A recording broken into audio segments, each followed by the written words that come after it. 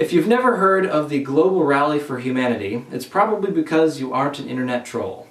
The concept of the misnamed event, which was promoted mostly via Facebook event invites, was for several so-called American patriots to turn out en masse on given dates, specifically the 9th and 10th of October 2015, at specifically chosen mosques to protest the imagined Islamization of the US.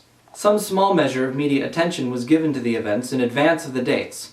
However, when the chosen time arrived, the majority of those who turned out at their predetermined sites were counter-protesters. The events, which were inspired partially by the government's determination to accept several thousand Syrian refugees, were scheduled for such cities as Atlanta, Dearborn, and Phoenix, and were timed to coincide with the Nation of Islam rally at the National Mall. However, for the most part, the hoped-for thunderclap turned out to be little more than a fart in the wind. In fact, the topic Global Rally for Humanity hasn't even warranted its own Wikipedia entry.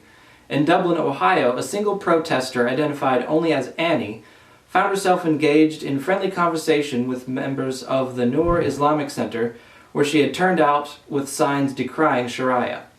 Ultimately, Annie wound up accepting an invitation to enter the premises to witness the goings-on for herself. On September 19th, volunteers from the San Luis Obispo branch of Atheists United arrived to find the Adopt a Highway sign marking their stretch of California Highway 101 had been defaced. A large X had been scrawled over the placard's face in red spray paint. The marker was replaced, and 3 weeks later it was defaced again. This time, the first and last letters in the word Atheists were blotted out, leaving only the word Theist behind. The group responded by penning a non-vitriolic press release explaining that they remain dedicated to serving the community.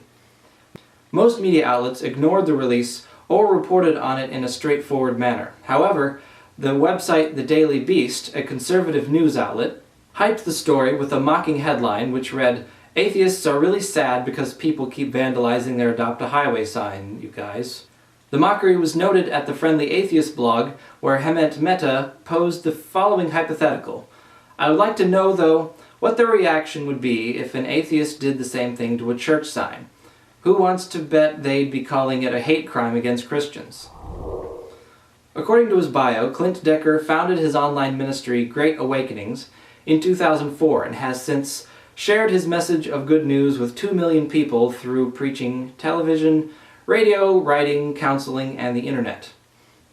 In a recent op-ed penned for the Ottawa Herald, Decker's message was directed to atheists and was simply this: you don't exist. According to Decker, it's human nature to worship something, and since atheists refuse to acknowledge and worship a deity, they instead internalize their compulsion to worship and become deities unto themselves in their own minds. Says Decker, atheists build a box around themselves, keeping God out with only themselves inside.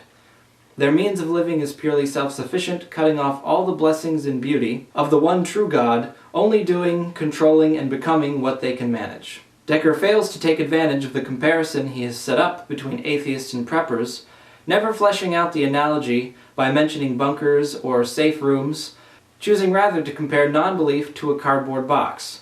Says Decker, I challenge every atheist to open the box, step out, and seek his or her creator. We at the Infidel will pass on the challenge. After all, it's nice in this box. We have chocolate cereal and science and reason.